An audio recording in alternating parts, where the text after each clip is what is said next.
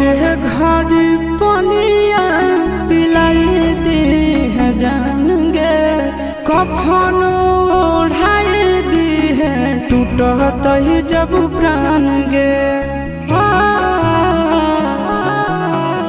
मोरे घर पनिया पिलाई दी है जान गे, कफन ओढ़ाई दी है टूटत ही जब प्राण गे।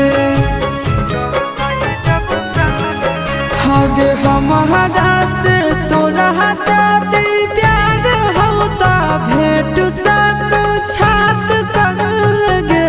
हगे सोनाया रावा हो भरती पाटनवा में आके मुलाकात कर लगे। हगे सोनाया रावा हो भरती